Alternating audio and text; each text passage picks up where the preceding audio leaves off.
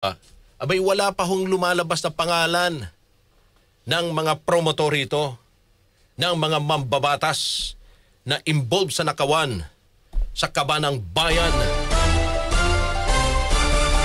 Nasa linya po natin ngayon si Mayor Benjamin Magalong ng Baguio City. Mayor, magandang umaga po. Good morning, Rod. Good morning po sa ating mga listeners.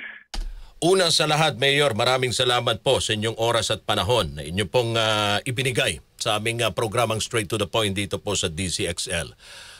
Okay, dito sa ginawang Independent Commission ng Malacanang Mayor Magalong, sinasabi nyo nga, bukas ho kayo para maging miyembro rito. Ang Malacanang ho ba ay lumapit na po sa inyo? May ano na po ba? May senyales na po ba silang nagbigay para kayo ho ay magiging parte ng Independent Commission? Kasi sinasabi ngayon, the soonest ilalabas na no, ng Malacanang kung sino-sino ang magiging parte nitong bagong komisyon na itatalaga ng Malacanang. Rod, just to be candid with you, wala pa ho kaming natatanggap na notice or anything, any information whatsoever. Kung meron talagang isasalid talaga ako sa commission.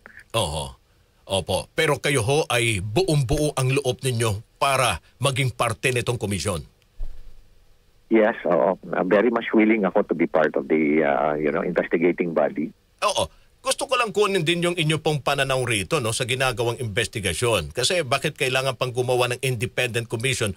Although, doon sa binanggit ng Pangulo, ang mga gusto niyang no, sumali, parang galing din yung idea sa inyo . Itong mga magiging parte, no, investigador, yung mga which nabanggit niyo dati yan na mayor.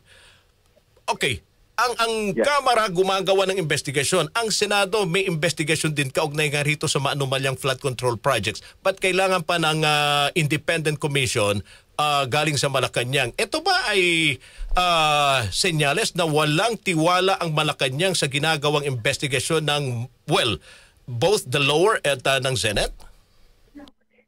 Alam nyo kasi, Rod, ang relationship kasi is independent yung Kongreso sa executive, di ba? Separation of powers. Kaya hindi mo pwedeng diktahan yung Kongreso na mag-conduct sila ng investigation. Pero when it comes to credibility, yun nga yung question doon. And from a very personal perspective, kung titingnan mo, Senate and Kamara, kung ako tatanungin mo, siyempre mas credible sa akin yung Senate. Kaysa sa Kamara. Ang pangalawa, oo naman. Sa akin, pananaw ko, para sarili kong pananaw. Maraming maraming ko kontra dyan. Pero sa akin, pananaw ko lang, opinion ko lang. Pero malinaw naman yung binabanggit nyo nung una pa May mga kongresista na involved dito sa issue ng flood control. Yeah, so hindi lang po yan, Rod. Hindi lang po yan. Napakarami pa hong infrastruktura na proyekto na talagang matindi rin yung kanilang involvement. Yan, Pero kaya nga talaga si Presidente, siyempre credibility, nagsalita siya, kailangan may mangyari. And the only way na may ipasupatupad niya yung magkaroon ng pupuntahan yung kanyang mensahe na mahiya naman kayo is to conduct an investigation. So, siyempre, ang tao, paano kami maniniwala na maayos yung investigation?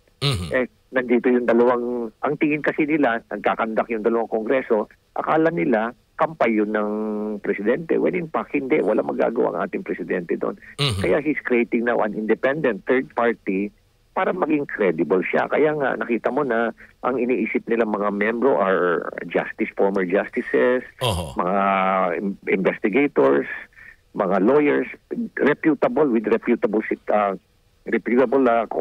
good reputation, track record, para maging credible yung investigation. At talagang kailangan independent-minded, hindi mo pwedeng diktahan. Okay. Dito sa bubuuing Independent Commission ng Presidente, kung kayo ho ay sakaling na isama rito, Masisiguro ba ho sa taong bayan, Mayor, na may makukulong rito? Okay? At sino-sino ang makukulong? Well, alam mo, dapat may makulong. Oo. Kasi obvious na may katiwalian eh. Oo. Obvious na may katiwalaan. Pero hindi dapat ang makukulong lang yung... Sigurado ko yung may mga kontraktor na makukulong. Oo. May mga DPWH din yan na makukulong. Oo. Ang tanong siguro, may politiko bang makukulong? Yun. Kailangan ho talagang may politiko makukulong. Oo. Sa tingin Hindi ninyo, naman ho tayo hindi naman ho yung naghahanap talaga tayo na pipilitin natin na ibig sabihin gagawa tayo ng ebidensya, no? No? Pero all indications point na involved talaga sila eh. Challenging lang talaga na yung ebidensya. Kaya nga kailangan natin talaga ng investigador. Mga maagaling na investigador para talagang magkolekta ng information. Hindi pwedeng abogado lang kasi yung abogado no wala naman training sa investigation yung mga yan eh. Although some of them, NBI, ayan, may pwede yan. May investigador na, lawyers pa. Kaya talagang matindi yung gagawin na investigasyon para talagang makakuha talaga ng matibay na ebidensya linking these politicians to these anomalies. Oo. Kasi ang taong bayan, Mayor, ngayon naghahanap ng hustisya lahat eh. Oo. Galit at naghahanap ng hustisya dito sa buwis na ibinabayad nila sa gobyerno na iwinaldas lang sa sa wala. Hindi na kinabang ang taong bayan. Kaya umaasa sila na may maghahatid ng hustisya sa kanilang mga hinaing at hinanakit na nararamdaman ngayon. Well, alam naman natin yung investigasyon ng Kamara sa bukod sa, ito ay may separation of power. Okay, well, ang Kamara ay in aid of legislation. Tama ho ba? Even the Senado. Yes, tama ka dyan, Juan. Absolutely, you're right, Rod. Kailangan talaga, alam mo kasi galit ang taong bayan kasi nagbabayad silang buwis. Exactly, oo.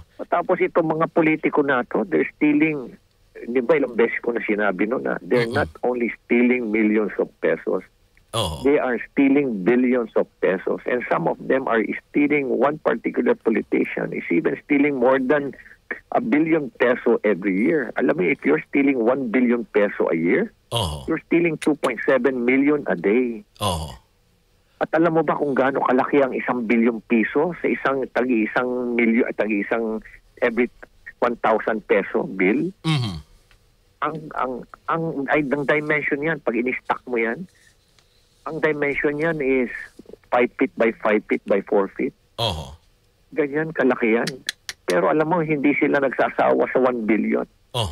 Hindi na sila nagsawa 2 billion, 3 billion. Kaya kita mo yung mga assets nila, kita mo yung mga bahay nila, kita mo yung mga... tingnan nyo na lang nga yung mga relo nila eh. Sabi nga ng BOC sinisilip nila ngayon yung ilang mga kontraktor na may mga private aircraft, may yate pa at helicopter. Sabi ko, samantalang taong bayan, pag sobrang taas yung tubig, baha, abay sumasakay sa lumang refrigerator para lamang makatawid. Sila na kayate, Mayor. Diba? Tama yun, ano? Oo. Ilan ang kongresista natin na merong ganyan. Hindi lang kontraktor, ilang politiko ang merong ganyan. Hindi ko naman sinasabi nila lahat ang kongresista. In fact, may mga ibang local government din na may ganyan eh. Governors, meron din eh. Mayors, meron din eh. Oo. Mayor, hanggang saan ho itong ginagawa ninyong pagtulong dito sa pag-e-expose ng sobrang korupsyon sa ating bansa mararating? Hanggang makonsensya sila siguro, Roger. Hindi pwedeng huminto tayo. Dapat itong effort natin na ito, dapat sustain. And we also have to be consistent. Kami na nag-aakusa, dapat siguraduhin namin na wala kaming kalokohan. Diba? Hindi naman pwedeng dakdak kami ng dakdak, patapos iba naman yung ginagawa rin naman namin. Hindi naman pwedeng this is not how to do it. Kailangan, you have the moral ascendancy to, to speak up and, mention about all these anomalies. Otherwise, wala kang karapatang magsalita kung ikaw mismo ay madubi ka. Kaya ito, hindi natin pwedeng ihinto. Tuloy-tuloy ito. At dapat magising ang taong bayan. Yun na ngayon ang ginagawa namin, Rod. Mhm. The reason why we are talking now and speaking up and having ourselves interviewed para to raise more awareness. Katulad ikaw, Rod, iba naman yung reach mo. Itong grupo ng media, iba naman yung reach mo. Kaya kung mas maraming tao ang nakakaalam, nare-realize nila na, ay, totoo pala. Kasi I remember 2 years ago or 3 years ago when we started this, or 4 years ago, nobody was listening. Kukunti lang ang nakikinig, kukunti lang ang naniniwala. Oo. Pero ngayon, nagising na sila sa katotohanan. Oo. Pero kailangan gisingin pa yung mga ibang tao. Kasi at the end of the day, yung tinatawag nating good governance at yung itong laban natin sa corruption, it will always start with choosing the right leaders. Oo. Oo. Well, Hindi tayo marunong mamimili. Hindi tayo marunong mamili ng tamang kone. Oo. Pero paano nyo, Mayor Magalong, na gustong sumali rito ang taong bayan dito sa usapin ng flood control? Kasi sinasabi nga nila, okay, nako. Pag may lumitaw na naman na bagong issue, sigurado wala na rin itong flood control project. Gaya lang yan ng iba pang mga mainit na usapin, sa Bungeros, yung impeach, kung ano pa, natabunan. Ngayon, pag may lilitaw na bagong na bagong issue na naman, na mainit, na makukuha na naman yung atensyon ng taong bayan, sigurado ang taong bayan limod na rin. But kayo, kung ayong tatanungin, paano nyo gusto na, sumali rito, makilaban sa korupsyon ng taong bayan? Meron kaming itatayong, not to preempt the investigation, Meron ho kaming website, yung Mayor's for Good Governance. Pwede silang magpadala ho doon ng mga videos, mga photos. Banggitin lang ho nila yung exact na lugar. Oho. At anong date ho nila kinunan, Oho. Banggitin lang ho nila yung malaking bagay na ho yun Magpadala sila doon. Anyway ho, ay classified naman yung kanilang mga identity. Okay. At hindi ho namin i-compromise. Malaking bagay ho yung nagre-report sila sa amin. Oho. Nagsasalita rin sila at the same time, pagdating sa halalan, mamili na ho sila ng tamang leader. Oo. Kung alam nila na magnanakaw yon, walang hiya. Ang nang iboto. Okay. So, paano to aaksyonan ng Mayors for Good Governance kung sakasakali may mga magpapadala doon sa website po ninyo? Makikipag-ugnayan. Ang Mayors for Good Governance, makikipag-ugnayan sa DPWH. Okay. Alam mo, napakaganda ng relasyon natin ngayon sa DPWH now that Secretary Vincent nandyan. Okay. Oho. We have worked together in the past at matindi yung aming samahan nun. Kaya ako'y natutuwa na siya talaga ang nilagay dyan sa DPWH. Oho. So malaking tiwala po ninyo na may mga pagbabagong mangyayari. Tiwala ko dyan. Oho. Oho. Opo. Rod, oho. Knowing, Vince, if you want things to be done,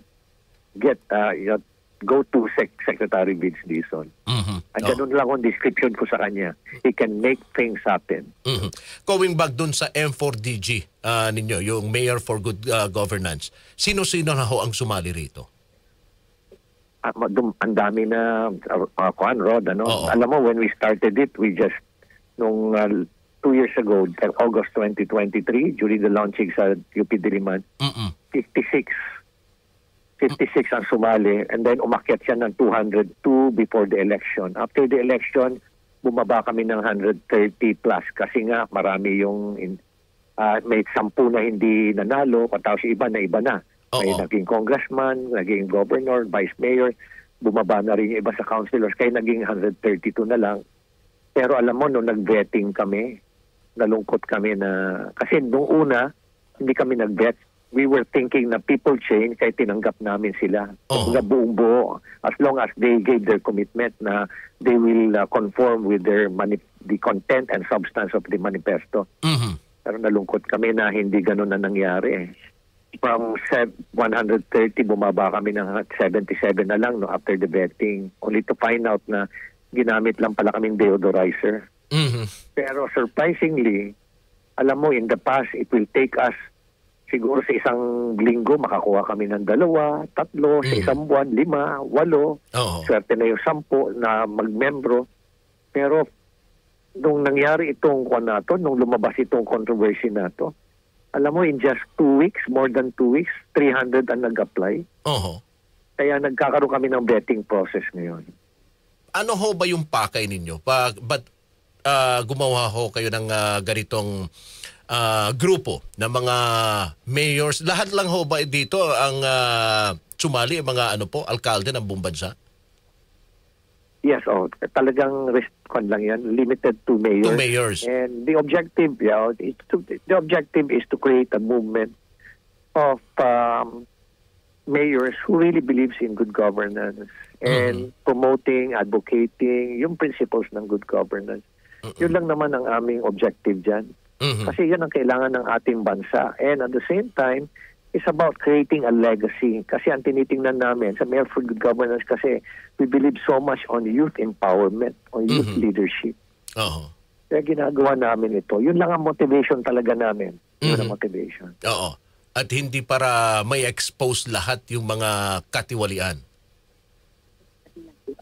Eventually, ganun na rin ang mangyayari kasi wala na nga nagsasalita. So kami ngayon ang sounding board. Oo.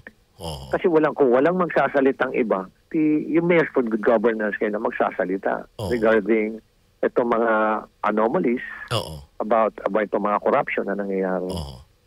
At hindi sisingaw mayor, di ba? Hindi malalaman. Tama yan. Okay, balik ho tayo. May mayor dito sa ginagawang investigasyon. Ang Kamara ay medyo naaatat na kayo ay dumalo sa ginagawa po nilang investigasyon. Kasi gusto nga nilang malaman sino-sino itong mga sinasabi po ninyong mga kongresista na kasama dyan sa usapin ng flood control. Kailan ho kayo dadalo? At pag dumalo ho kayo, ay kayo ho ba'y willing na ilahat po o banggitin itong mga pangalan ng mga kongresista na involved rito sa usapin ng flood control projects? Anomaly. Rod, hanggang ngayon wala akong imbitasyon, wala akong notice na natatanggap.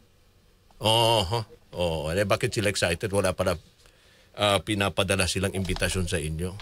Pero kung may imbitasyon kung may imbitasyon, dadala ho kay Mayor.